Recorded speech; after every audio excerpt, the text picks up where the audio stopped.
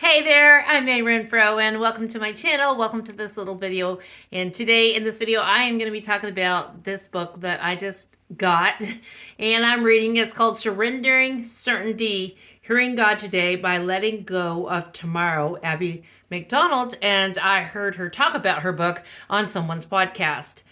And when she was talking about it, it was like, okay, I need this. I want the book. I really need this, and I need it now. It was like this was something God was trying to teach me, showing me right now that was going on in my life, that I really needed to hear this, to do surrendering certainty. So we can hear hearing God today by letting go of tomorrow. We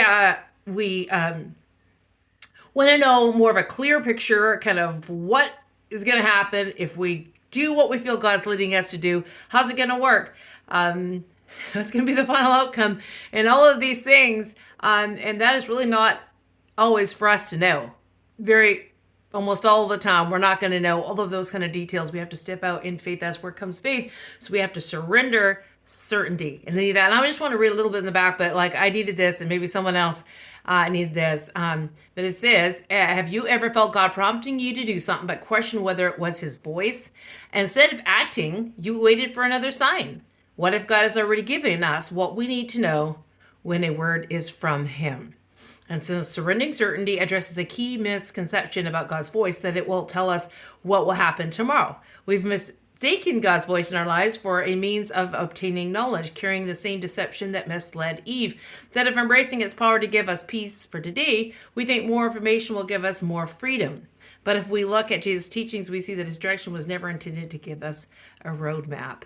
And so it says it's about focusing on the three promises Jesus gave us in John 10. Surrendering certainty shows us a better way to live. Wow, how hard that can be, right? We want to know, how is it going to turn out? What's it all going to look like? What's it going to cost us? Everything. And if God is really calling us to something, we really kind of just got to step out in faith. And that's what faith is. Hebrews 11:1. Now, faith is the substance of things hoped for, the evidence of things not seen. And in verse 6, it says that without faith, it's impossible to please God, because we have to believe that he is, and that he's a rewarder of those that diligently seek him. So I want you to look that up. Read all of Hebrews 11 if you want, but just read those verses. And that how important it is that that's how we can please God, by having that faith and believing that he is, and that he is a rewarder of those that diligently seek us, that he is hearing us, that he knows us, that he loves us, that he's with us, that he's directing us, and he's guiding us, and he's leading us. And we know that from the bottom of our heart.